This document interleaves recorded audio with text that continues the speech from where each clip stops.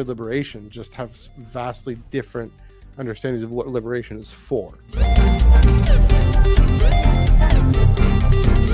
I haven't seen this much importance and attention.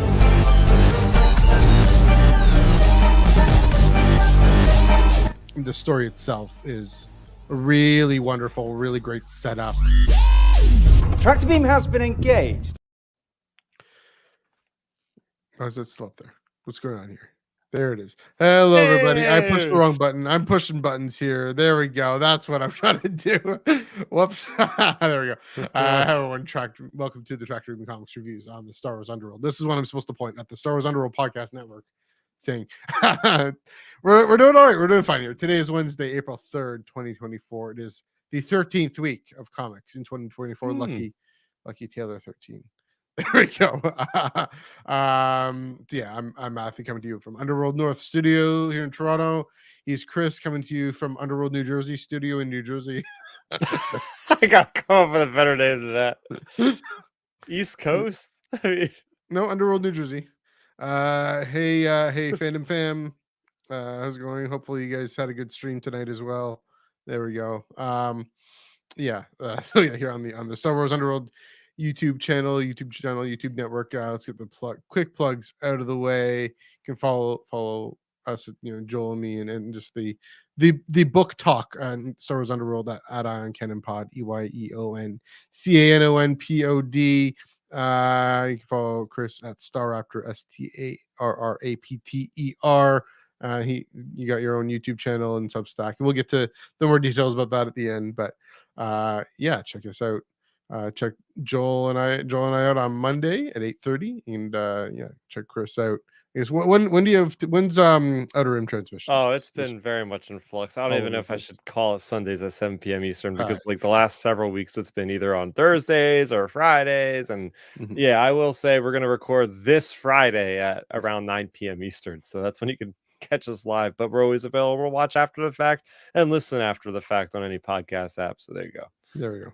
And definitely all the stuff you got going on the Star Raptor YouTube channel. It's really great. On the Underworld YouTube channel, we got super chats, we got YouTube memberships. Please do feel free to comment down below what you think, what you like, and also go to the Star Wars Underworld Discord server. Check that out. We're all in there. Definitely. Again, my guarantee: tag Joel in a comment, and he will respond. Ask Ben when his birthday is, and won't tell you, but I might. Anyways, let's dive right in. We got 3 stories, 2 comics, 3 stories, one from last week, 2 from this. Well, one from last week, one from this week, and one from I forget when this. Like a month ago. We're catching up. We're getting there. We'll have as of tonight, we'll have got you all caught up until next week. But that's how the comic industry works. Let's dive right in. High Republic Adventures, Crash Landing One Shot, written by Daniel Jose Older, art by Rochelle Aragno, colors by Michael Adier. But then the cover is by both Rochelle Aragno and Michael Adier. Crash Angua and her ragtag crew have been fighting against anyone who had a hand in the Nihil infiltration that plunged her home planet of Corellia into chaos. Even though an uneasy peace has been reached, they don't continue to fight. Everything they sacrificed for could slip away. Now Crash has a lead on a person behind the entire Nihil plot. If her crew can accomplish this mission, could true peace be beyond their horizon? This is definitely a fun, interesting issue. I mean, definitely neat to see all these characters that we first really get to know in Midnight Horizon by Daniel Jose Older come in to have their own story in the High Republic Adventures line. Of course, they've been seated in the main High Republic Adventures line, but here we get Crash and Svino and that whole crew on Corellia coming in on Monday. I speculated all this backstory about this Corellian Civil War.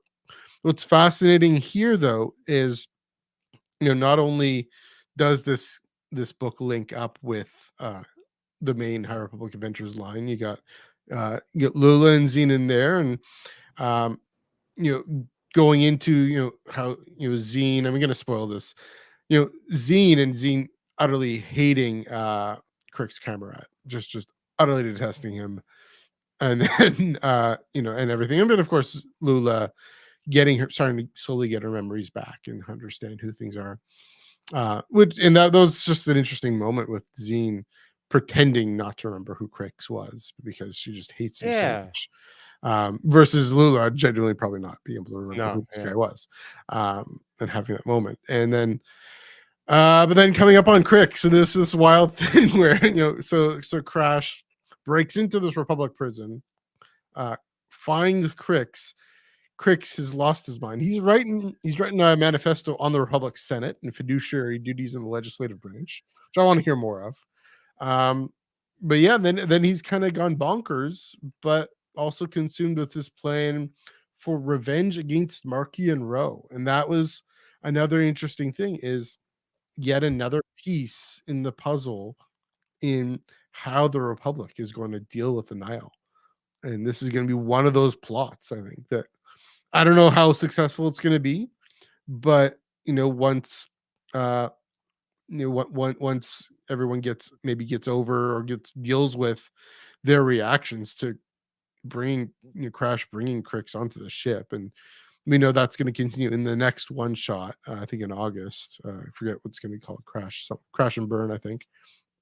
That he might be sent back into the occlusion zone and unleashed on Markey and Rowe, and we'll see what happens, because he's a wild card at this point. Before he wasn't. Before he was, I'm with the Nile. I'm part of this weird group that is clearly descended from the Seven Hand. Also, that was a nice reminder of that. Yep. But now he's kind of gone bonkers. He had fantasized about marrying Zine, his childhood sweetheart, who looks different in his fantasy. But yeah, all that and getting elected chancellor and actual delusions of grandeur. But that just serves to underscore just how much of a wild card he is. So he's turned out to be a really interesting character at the end of this. And of course, Crash being Crash. And one last thing I'll say about this is that scene in the Arch Premier's office where that Arch Premier, whoever he is, he accuses Crash of not understanding politics and being naive. And then there's the conversation with Rue right after where she's all, well, we can't actually take out this guy because then an Nile sympathizer is going to come into the vacuum. Obviously, very clearly not naive, very clearly saying this is the art of the possible right now. And compared to Midnight Horizon, there she was capable, she was aware, but now she's got this maturity of leadership that is markedly different. And to show that in a comic book, interesting. I like the contrast. I don't know what the division of labor between Rochelle and Michael was in terms of the art, but it's clear, those flashback scenes I think are different, very clearly a different style, and that was effective to capture what Crash has lost with the Nile taking over Corellia and coming in. So all that again on Monday, Joel and I went into, okay, when are we going to get this story about the Corellian Civil War and what that'll look like? But those check that out for more thoughts there. But those are my thoughts on High Republic Adventures Crash Landing. Chris, what did you think of this comic book? Yeah, I think the comic book as a whole does unfortunately have problems. I mean, I heard the guys, shout out to the guys over at the Splash Page Comics podcast, because I was listening to their podcast and they're like, feels like there's a lot of things missing that you had to read other things. And I was like, I agree with that. And I'm the guy that read every single thing. I still feel like I'm lost a little bit here, especially with the Arch Premiere. Like that just went over my head. I'm like, what are we doing here? I don't remember anything about this. It just felt like this is one of those stories where, and maybe Joel will agree with me, it's like sometimes it's too heavy-handed with the connections, and it's almost like it's detriment, where it's like, okay, there's too much homework I need to really do to get a lot of understanding and enjoyment out of it. There was a lot of great spots in here. When you look at the story in a nutshell, it's Star Wars at its finest with, hey, it's somebody getting redeemed, somebody getting another chance, right? I was about to say Crix and Anine. Crix. Wait, we're talking about two. We're getting him. Same episode. I just That's realized that. crazy. 2 Crixes. Wow. Oh my goodness. Well, Crix from Return of the Jedi. No. But yeah, no, it's interesting with the Crix getting a redemption arc where I didn't even realize he would be in a Republic prison. That was also a storyline where it's like, oh, by the way, this isn't an enemy prison. This is just Republic prison. But we have Crash that is going kind of bilateral to the law to like figure this stuff out. So I like the idea that we're getting what I expected to be a much different Crix in this story, to be as an ally and an asset rather than an enemy and an opponent. I do like the character of Crash. I think this is a character that we haven't seen enough of, and it's really cool to see that this is basically the personification of Alyssa Wong. Yeah.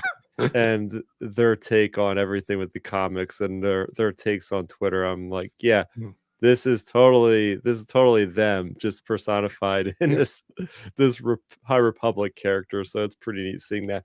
But I mean, yeah, it was a solid story. I can't say I enjoyed the artwork. It just doesn't appeal to me specifically. It felt just a little off for me. It's just not my forte. This artwork here.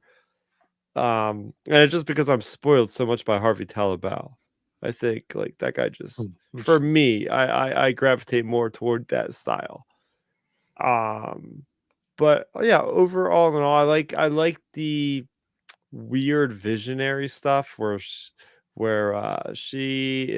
Crash is basically on this very vibrant planet and just weird stuff is happening. Yeah. And then an explosion goes off, and that's how the book ends. And it's like, huh, what's going on here? But I also think it was, while I did kind of put it down that it's like, oh, there's too many connections here. There's too many things you have to keep track of. I did like to see that, and we got this in War of the Bounty Hunters a lot, where you get to see another perspective of a character's take on a certain sequence of events, certain scene. We go to Iriadu, home planet of Tarkin, and get to see the other side of what Crash was doing. Because when we first seen this pink-haired character in Adventures, I said, I don't know who this is. Why does this character talking to Zine or whoever? Like, how do they have so much information? See, we needed this other part to realize, oh, that's Crash. Okay, I didn't get that on the first shot. But I think the biggest glaring thing for me was just the idea that they should have had more editor notes, because we have a character that me and you went back and forth, like, who's this Rogue person? Yeah. Like, where did they come from? I think it's from one of the short stories that only Americans were able to read. The geo-locked. Yeah, that's a glaring problem that should have been addressed in this book. They should have at least give him like a blurb of exposition, like, oh, when you were on Corellia this and we met up, or see Tales of Light and Life for this story. And I would have been like, oh yeah, that was that person. So editorial, there could have been a little bit of improvement, and some other, I think just Ed's notes all around would have just helped this issue a lot more for me to absorb. That's all. Yeah. I mean, so it's funny you mentioned a lot of work and connections. It definitely, like I mentioned, it owes a lot to Midnight Horizon in terms of the development of these characters from that. But yeah, I mean, that's what I'm getting at, is we're just dropped into this timeline a year later, and we have no idea what this Corellian Civil War really is about. We have no idea what really happened. We can kind of guess some things, speculate some things, but I think the kind of the whiplash that maybe you and a bunch of people are feeling is, not knowing that you don't know what's going on, right? And then having to try and figure out, oh, wait a minute, this is something we don't know. This is some backstory we don't know. In 1977, we're watching this film about the Empire and the Senate and the Rebellion and the Jedi and the Clone Wars, and there's these mentions of Jedi and Clone Wars. And we have no clue, but we accept that because it's the first time we're encountering it. With this comic, we at least tell us this is something you haven't heard about yet. Hold your horses or something, and then might have been, and that I kind of got there anyway, but it would. I think it would have smoothed things over for a lot of people. With one of Rue, I mean, I didn't mind it because he's just kind of there, and there's a lot of characterization about him already. I mean, the kind of this former Nile Padawan thing going on, his get up. According to the Tales from Light and Life by Alyssa Wong, a trans character. So definitely part of the character mix there. The weird googly eyes, the weird creepy eyes, kind of what's that species called? The Rhodians, but even weirder. Yeah. Oh yeah. Go. And then of course Alyssa Wong. It's called Tuckerization, according to Wikipedia, where your Star Wars character is named after a real person. This has got to be one of the clearest examples of Tuckerization. Not only is it's Alice Ongwa, and Crash Wong is Alyssa's social media handle. So there we go. Yeah. Definitely a lot in there. Yeah, I do. Now I do want to know. I mean, this was interesting. This whole arch premiere and the Civil War and how Crix ends up in this prison and how he loses his mind and all that. Yeah. Well, if you remember issue number 1, I think, or 2 of High Republic Adventures has Lula Talasolo reminiscing about how she fell out of Starlight. Yeah. And I think at one point she touches Crix to get his helmet or somebody's helmet. And I think Crix was on the ground. So I assumed like he got subdued. He woke up and he was surrounded by the Irami people or the Arona people. Like, okay, you're under arrest, kind of thing. Okay, that part makes sense then. But yeah, I mean, maybe this kind of thing. I mean, it seems like his mind is being drastically altered the way Lulu's mind has, but not because of Starlight Beacon, but because of Markion. Well, Markion, I guess I'd have to read that annual issue because there was a High Republic annual issue or High Republic Free Comic Book Day edition. I think it was Free Comic Book Edition. To wind up, why did he get betrayed by Martian? I don't exactly remember that part where he gets betrayed or he's given a job maybe by Martian and Martian doesn't save him in time from Starlight or something like that. Maybe that's why he's mad. Maybe something like that. I know something about there's an issue with Yoda going on the ship. I don't think it's the same issue. Speaking of FCBD, it's on May the 4th. Yeah.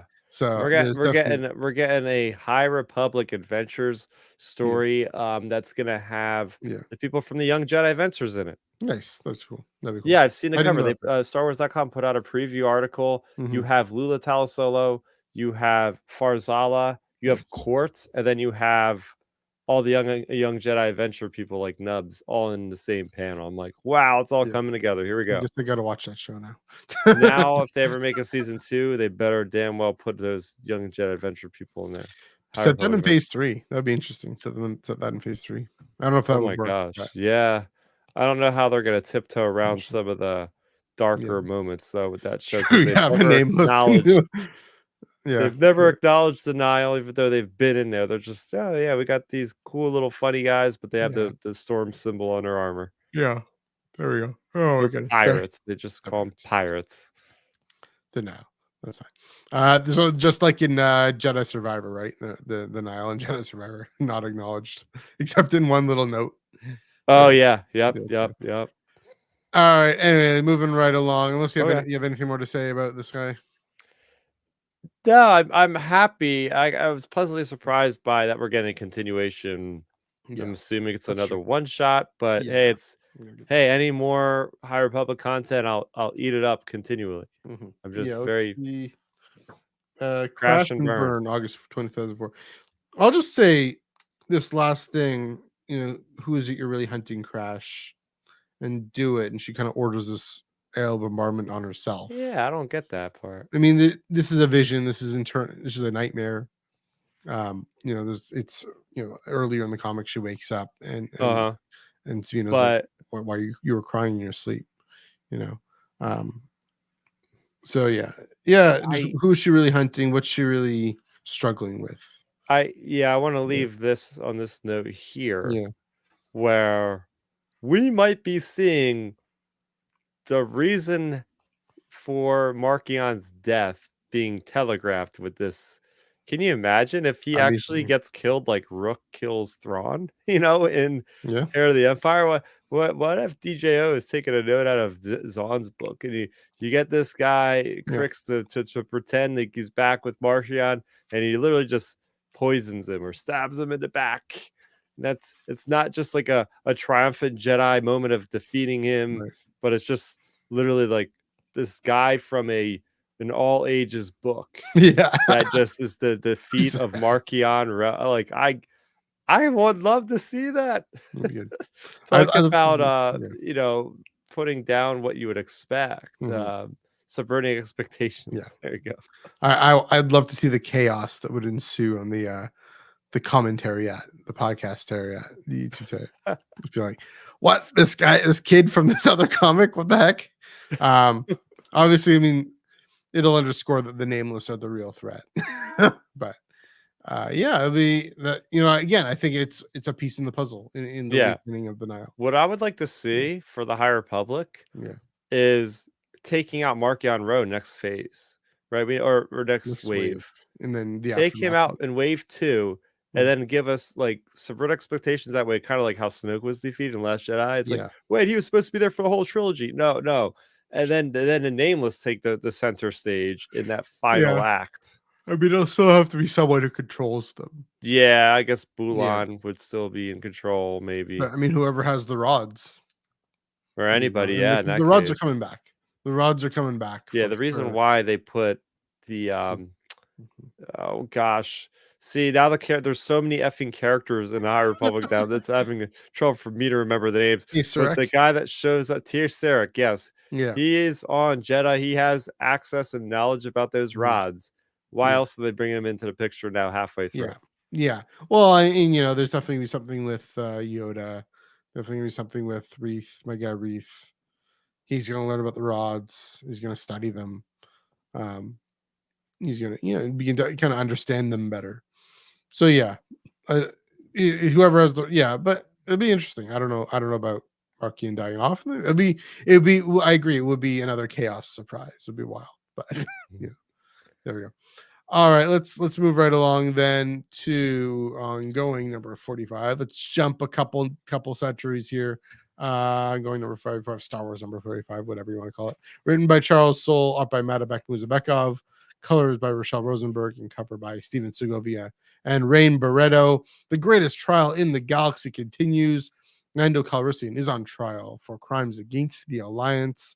The evidence is clear, and his friends have turned against him. From Luke Skywalker to Leia Organa, Lando's only hope is Darth Vader? Boba Fett? What the heck? Weird intro blurb there, Marvel, but whatever. It kind of works. Anyway, what did you think of this comic book? Yeah, we were talking about this last week of how is the cover of Boba Fett and a stormtrooper going to tie into this book? Are they bringing Boba Fett back? Like, he should be sitting there at Jabba's palace. He has not have any need to go on another mission here. And they had a very clever way. I got to say, they have a very clever way of making that relevant to the story, because I really my favorite thing about this story was the fact that it's like a pseudo adaptation of Empire without being an adaptation, because Charles Soule did such a great job of like weaving in like this whole trial with Leia just reminiscing about all this and actually like appealing to the side of Lando in a way with the way she is like actually kind of defending him. Like, yeah, he's for the people. Like the reason why he didn't get out when he could, he cares about the people. And deep down, that's what he cares about more than money, is just supporting his own people. But I like the backdrop of this story a lot. Mon Mothma being kidnapped. I love the opening shot where it's just this explanation of tactic 18 or whatever it is, where the rebels have been preparing for this, right? 10 minutes flat, they can get their fighters on whatever nearby craft, and everybody just goes their own separate way in hyperspace. Because remember, Commander Zara, right? That was a huge loss for the rebels, getting picked off. Like their whole force basically annihilated, because these guys knew everywhere they were, every jump they went to, they knew where they were going. So the rebels have been planning for this. So I like how Charles Soule is coming back, picking things up from 40 issues ago of calling back, right? We're in the final stretches here, as we'll talk about later on in this podcast. So it's nice to see things kind of coming around full circle. But then seeing, of course, Kes Dameron, who has been really taking so much center stage in this era of Star Wars, which is great to see because we get so much more, with Poe Dameron because of knowing what his father's up to as, the special forces there for the rebels. And to me, this was a solid issue with a lot of setup. And going into these maybe last 5 issues, I think it's really going to pop off. There's really going to be a lot of payoff, a lot of action. I can imagine that Luke is probably going to get in the thick of things. And I'm excited to see more about these Scarabi people, or however you explain it. Yeah, I was surprised again that, similar to the Harpunk Adventures, surprised at how connected this issue is. This Lando trial is to the wider story, to the beeline to Return of the Jedi and the fate of the Rebel Alliance. And how he uses the situation of Mon Mothma being captured, then to give us this feel. I got this feel of the Rebel Alliance mobilizing and the very cinematic. I mean, can I hear the John Williams score? Yeah. Saying they're about to organize their fleets, mobilize their fleets, and deploy. And it really, they're starting to become the fighting force and the organization that is capable of destroying the second Death Star. Finally, of outwitting Palpatine at all. Finally, so even using this trial, and like you mentioned, going back and saying, okay, this Darth Vader defense, the prosecution uses that to say, oh, didn't Lando guy screw you over, Leia? Isn't this what happened? And Leia had to say no. She had to look back and say no. Vader kept tightening the noose, and Lando did what he could to protect his people. Even though it harkens back, I think, is it Lando Double or Nothing? I forget which comic it is. Where he could have turned tail. It could have been ongoing. Could have been the ongoing. I'm trying to remember where there's a story about how he could have turned tail. He had all this wealth. I think it was a reference to this. He had all this wealth, but instead he withdraws it all in order to be able to pay his people. and there's this model of, again, like, well, we actually see it happen in that comic. I'm gonna look that up when that is. Lando, being, showing the character, showing his mettle, which comes back at the very end, right? That he has Chewie say, okay, I know these people, I know what happens. I know who the people are who kidnapped Mon Mothma. I can help, but they won't trust me. They'll trust you. I don't care about taking the credit as long as I help the Rebel Alliance. And he's completely come over to their side. He says, there was always this question going back to that From a Certain Point of View short story where he's watching Han in A New Hope come save the day. What's Han's angle? What's happening here? That's kind of sparking his moral imagination to say, okay, I'm going to actually not just become more respectable, but be part of this wider movement to make the galaxy actually better. And here at the very end, and we know that's not the end of his story, but he's willing to let it be.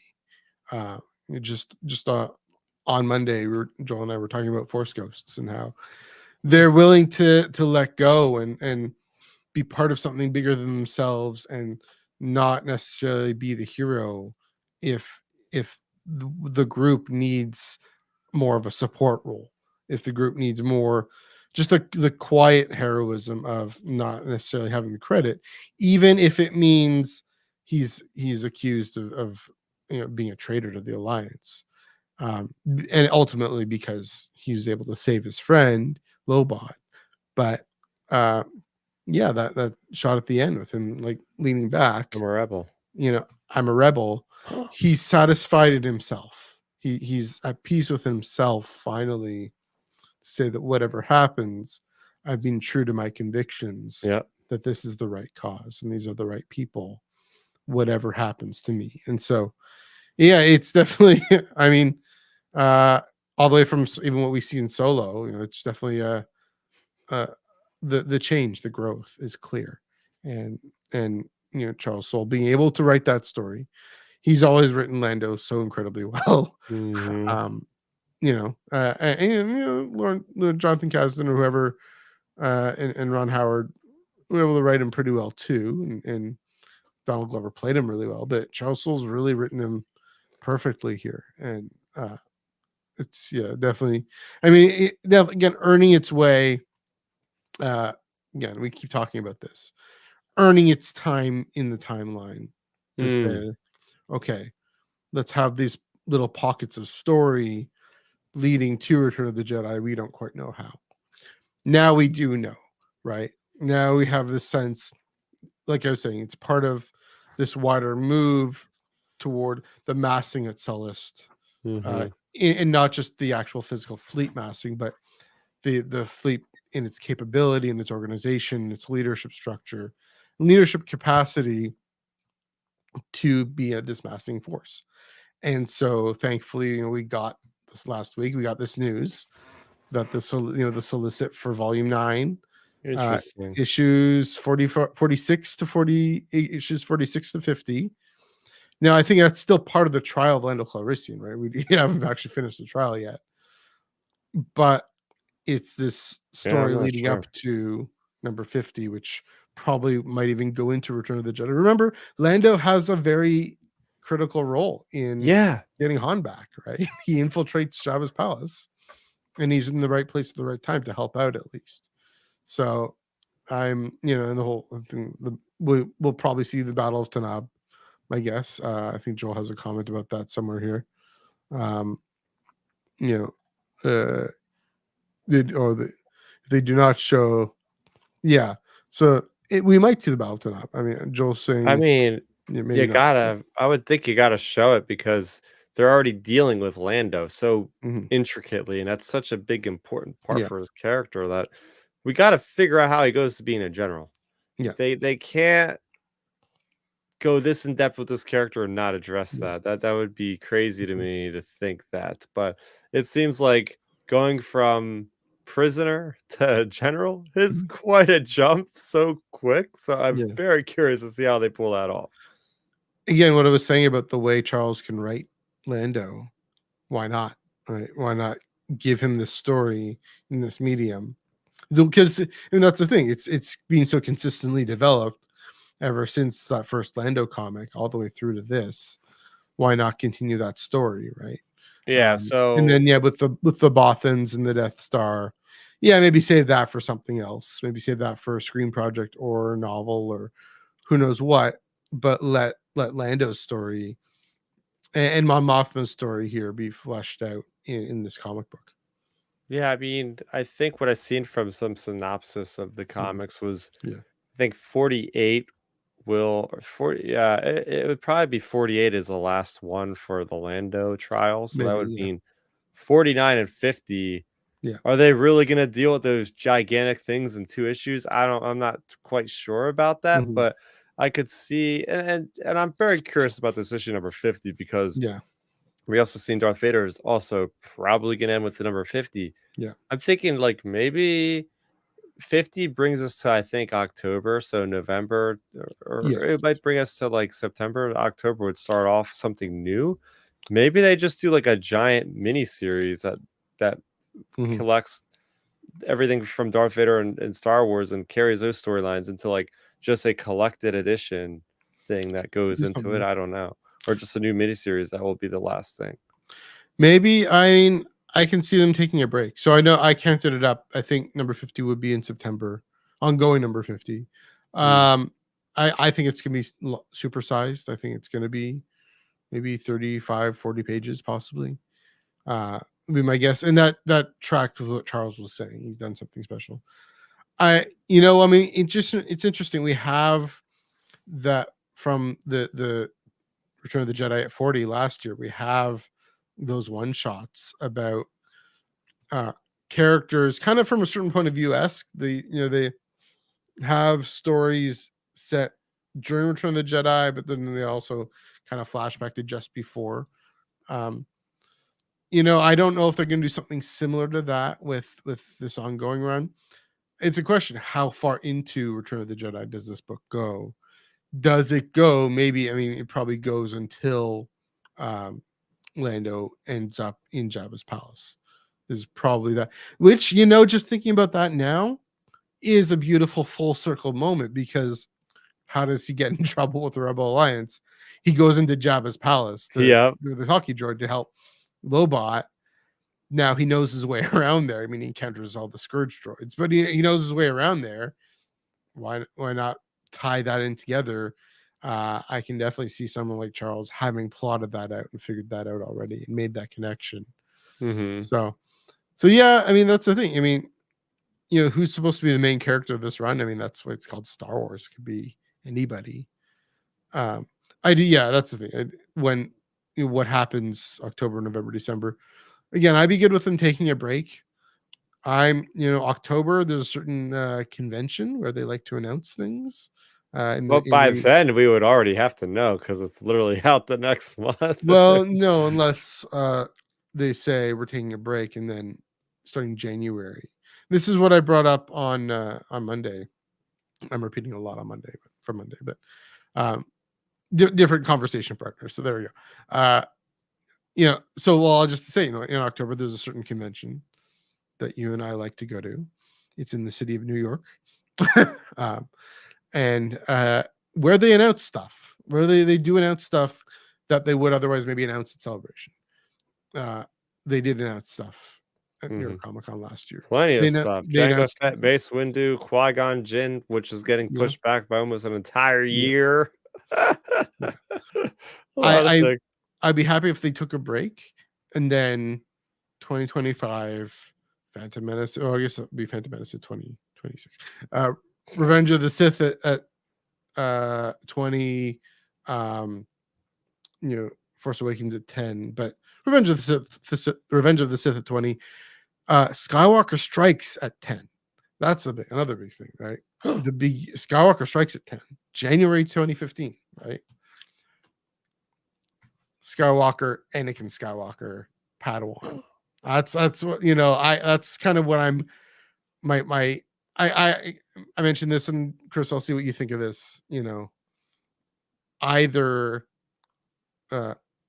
Star Wars Ongoing #1 set, early days, just in and around, or maybe just before that Obi-Wan Anakin comic, but an ongoing leading, just his training, because we're now in the Phantom Menace 25 party, or #1 set after Endor, and that's another thing. We haven't seen much of Luke's story in that year after Endor. Again, they're going to save a lot for screen, but I think of those two options in the aftermath is a paper initiative, and there's one piece missing from that paper initiative, and is Luke in that year. So I don't know. What do you think of those two possibilities?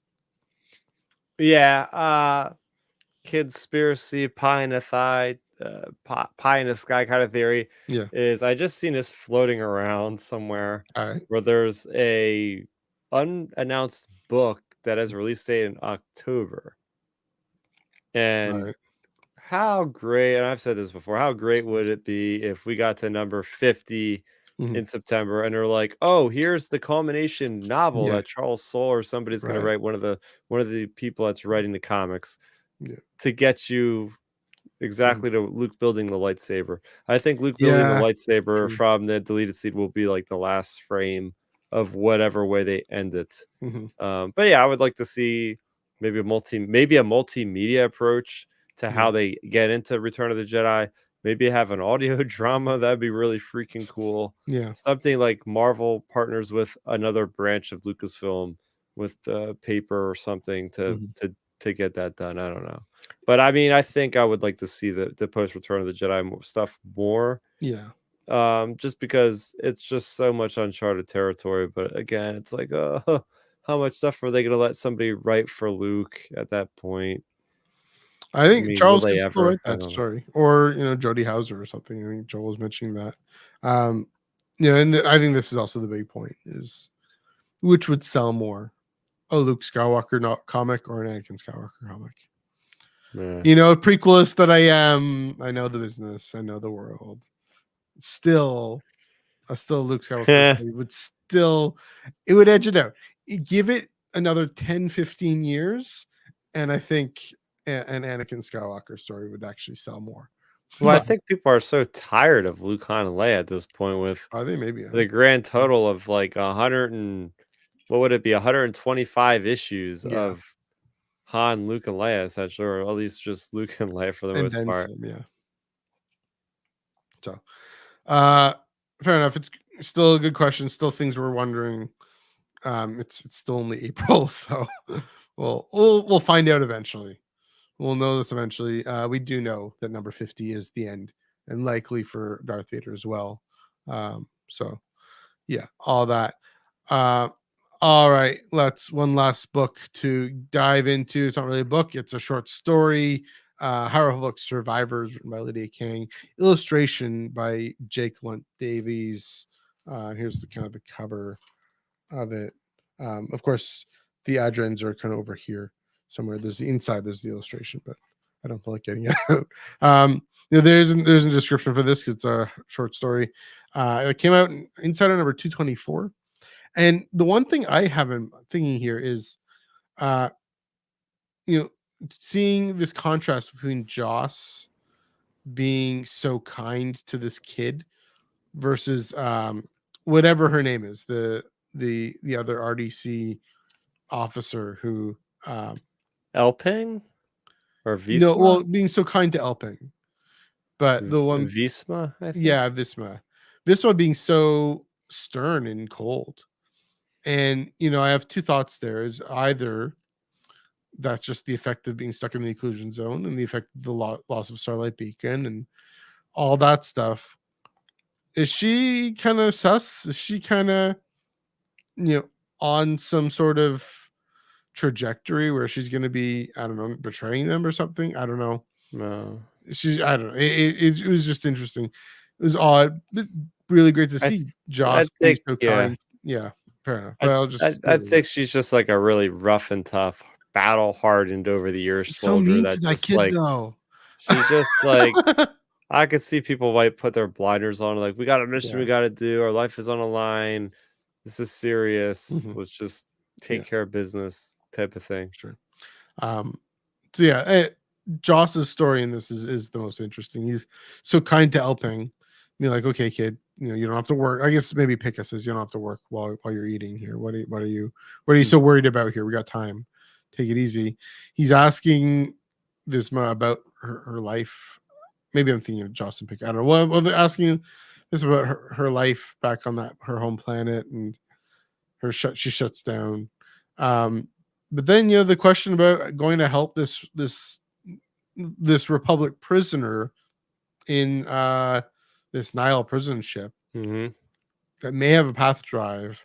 It's Pika's idea. She's all gung ho for it. She's like, I don't care. I'm growing a human in my belly, but I'm going to go for it. And Joss is all, no, she's growing a human in her belly. She's growing our human in her belly. I can't. And it's the first time he's really come out with this really, this is the line. This is too far for me. I have to choose my future baby over some random stranger for the first time. That really comes up. And so just to see that movement, to see that trajectory, and I'm really curious to know what kind of tensions that's going to bring up in the next story. What kind of tensions with Pika, because she's gung ho. She's the one growing the human, not him. It's it was well written story. It moved at a pretty good clip, I should say. Some of these stories are they feel kind of long sometimes. How are we getting through? I don't mind them. I like them, but this one was actually pretty exciting and pretty moving in some ways. So yeah, that's for me about Survivors. What did you think of this story? Yeah, so recalling this story, I probably should have done a reread. For me, it's been about a month since I read it, And and yet since you're the it's one who such a remembered the short. character name. But Yeah, I have the notes here, oh, very okay. very brief, broad notes, but Yeah. something about yeah, they ultimately want to get to Ryloth, Yeah. but they're using sublight engines, so I think that's really cool because Yeah. they're it gives you perspective of how large the occlusion zone is, because we're talking about time with sublight engines, Yeah. and it's the Nile just controls so much space at Mhm. this point. They have like a way of cloaking from the scav droids, Yeah. which That was is cool. quite interesting.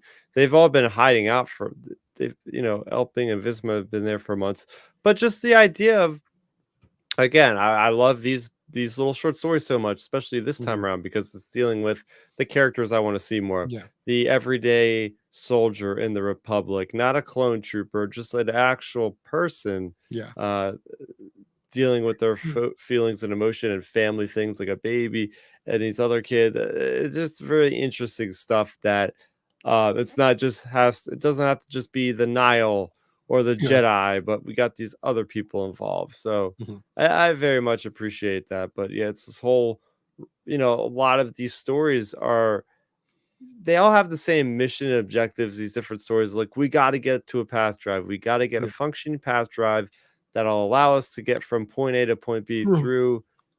throughout the occlusion zone. Mhm. So that's kind of where we stand for all these current stories. So Yeah. I'm really looking forward to phase or wave 2 of phase 3 to really see them, Mhm.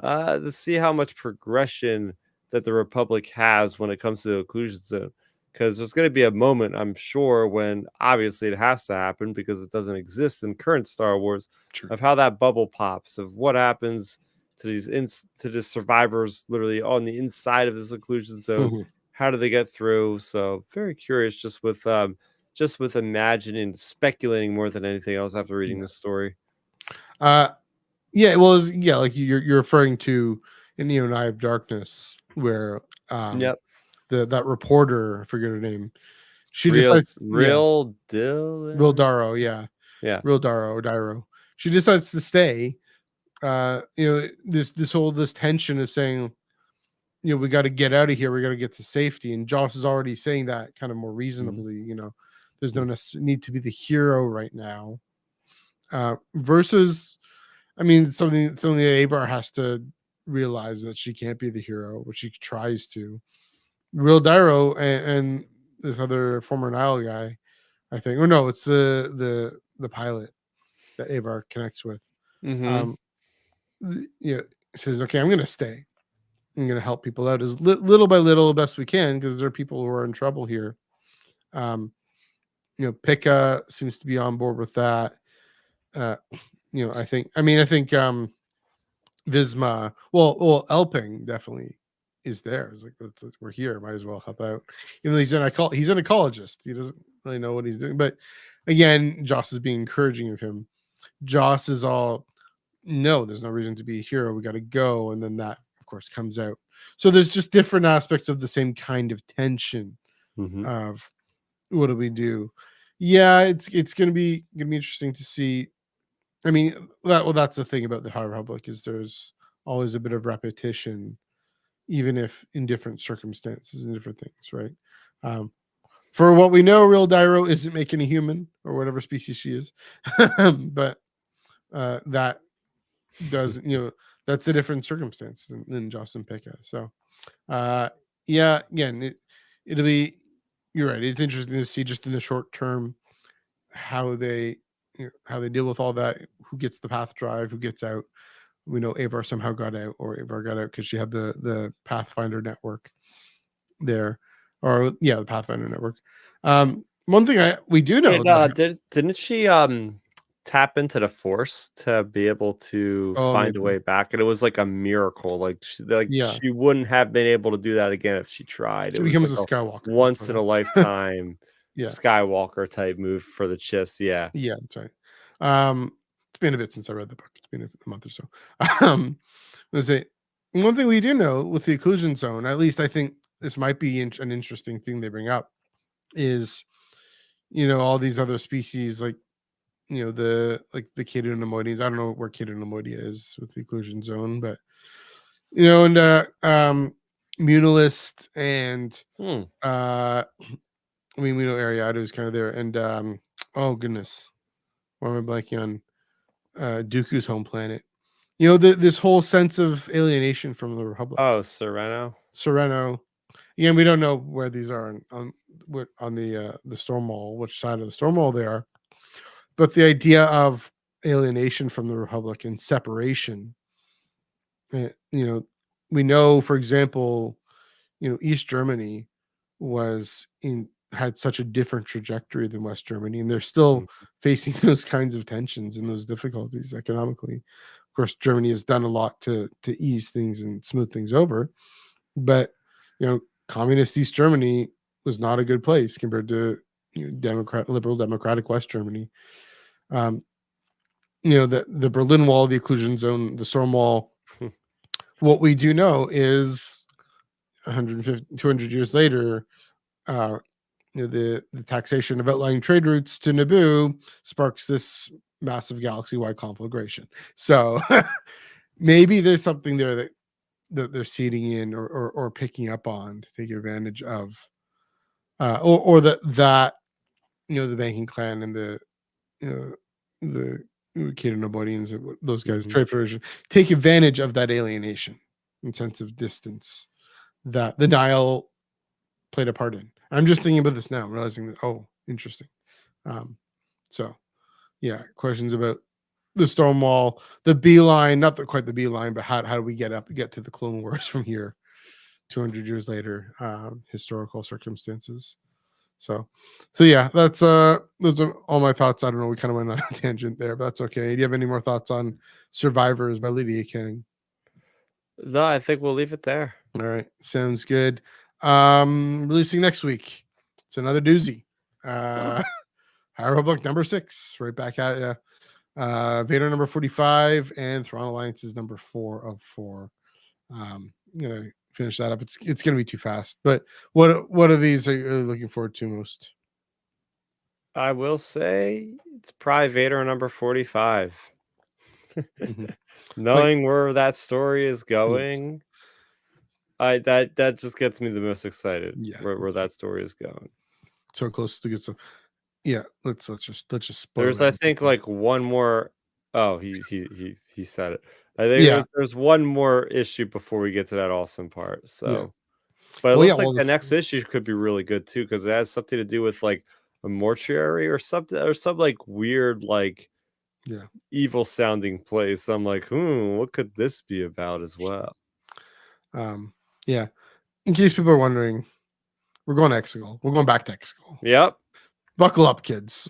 Vader with an army of newly acquired droids trying to storm through and get the crystal, the Kyber crystal there. So that much is that's all I know. I'm spoiled. I know too much. I'm looking forward to more Kyiv. I'm always looking forward to more Kyiv.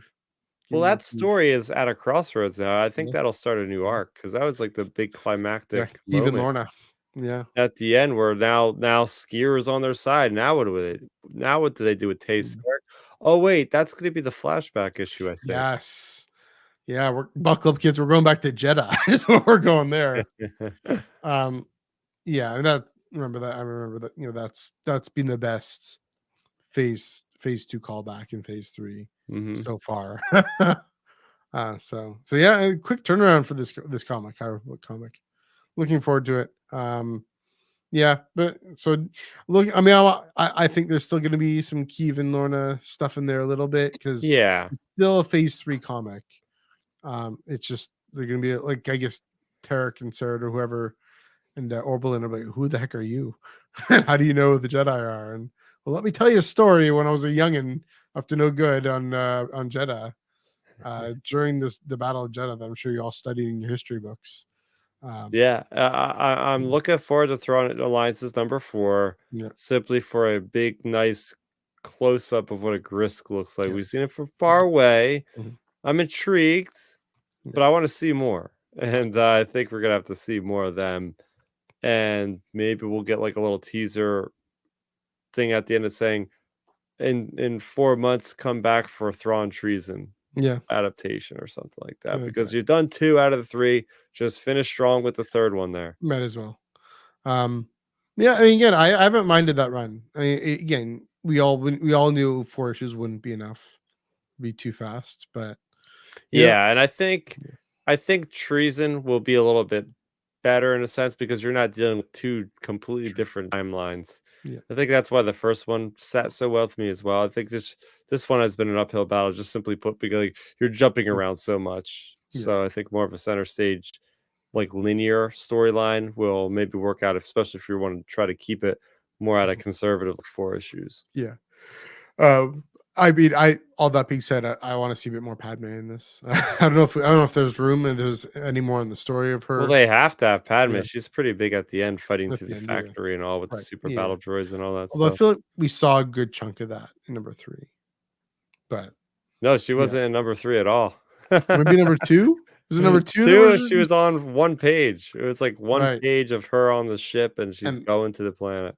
Because she lands on the planet and she starts to infiltrate the factory. We see that, right? I'm pretty sure if we see that. We see her going towards. It's just so sparse in this comic. That's the thing. Is only 4 issues. There wasn't enough room for Padme's story, really. But who knows? Maybe we'll see more of her. Yeah, you're right. Maybe we'll see more of her number 4. And then Vader walking in the Cortosis spine. Oh yeah, that'll be fun. I mean, there's another. That's the thing about that comic, is just a bit of a tangent here. That novel is an exploration on the relationship between Anakin and Vader, and that's why I love it so much. I mean, that's just like the Soul comic and the Gillen too, and the Pac. But this Thrawn Alliance's novel, it's just through Thrawn's eyes, seeing that relationship through Thrawn's eyes, through his memory of, it is he. Seeing Padme and Vader going into the same Cortosis factory, that's gonna be, as a visual, that's gonna be fascinating. So hopefully they give it to us. Let's see. Fun times. So yeah, we just said all 3 of them. We're looking forward to all 3 of them. I'm looking forward to most to High Republic, of course, and you're looking for most, I guess, to Vader. We'll pick that up again in a second, but let's do some plugs out of the way, or not plugs. We'll come back to the plugs. Again, you can follow us on Twitter, Instagram, and Threads at Iron Cannon Pod. You can follow me on Twitter at NEUG485, Instagram and Threads at MNEUG1138, and this Monday, right here on the Star Wars Underworld YouTube channel and network, etc. We're getting a guest on. We're talking about Glup Shadows and getting a fun guest on. Hopefully you can make it. And we'll announce when the guest actually shows up, who that is. So looking forward to that. Chris, where can they find you on the internet? Yeah, you can find me on YouTube, youtube.com/StarRaptor, talking about the latest in Star Wars comics, reviewing the latest Bad Batch episodes. Season 3 has been on fire, in my opinion. They had one little misstep in that Fennec Shand episode for me personally, but other than that, it's been making a beeline, as we like to say, and beeline toward some resolution. A lot of good stuff coming down the pipe with just 4 episodes. So yeah, we'll be talking about the latest 2 episodes that came out earlier this morning. I haven't watched later yet. on in the week. I haven't watched them yet. I had too much stuff going on today. I'll watch them right after this, I promise. But yeah, that's exciting. And then of course tomorrow on the flagship right here on the Star Wars Underworld YouTube channel, you all know the Star Wars Underworld podcast, 9 p.m. Eastern, 6 p.m. Pacific. They're going to be talking about these episodes for sure. Friends at Tales from Beyond the Galaxy. Hopefully, we're back at you. Having it streamed tonight, and then the race side. Check out everything Hannah's doing here. I'll just leave that up. Whatever, why not? I gotta change that in a second. But it's been good. Being here on the network, enjoying fandom. Oh yeah, I gotta mention. Speaking of the Star Wars Underworld YouTube channel, speaking of stuff that would make more sense on Tales from Beyond the Galaxy, my segment that I was able to record from the Toronto Comic-Con panel on Taylor Swift is up on the Star Wars Underworld YouTube channel. So check that out. Please be nice in the comments if you must. If you're wondering what the heck that has to do with Star Wars, it doesn't really, but I go into it a little bit. It would have made more sense, yes, on April Fools, but no, it's a serious panel, so it's fine. And I'm there. I'm wearing my Jedi Temple T-shirt. Ash is there in Doctor Who cosplay, but so it was a great conversation, and whatever was able to record of it, we get there. Hopefully, working to get the rest of the stuff up soon somehow. We'll see. But yeah, that does it. Let me figure out these comments here. Hide current comment. There we go. That's what I'm trying to do. Figure this out. I'm tired, guys. I'm tired. I'm ready to go. Sorry. There we go. That's what's releasing next week. Go to your local comic book shop. Support local. Buy physical copies. If you have to buy digital, feel free. But if you don't have a place in your area, drive 2 hours to the city that does. No, I'm just kidding. every Wednesday, do that now. But yeah, if you do have a local comic book shop in your area, please do support local. Pick up High Republic number 6, Vader number 45, and Thrawn Alliance is number 4. Chris, it's been fun. We'll definitely see you next time. Until then, happy reading.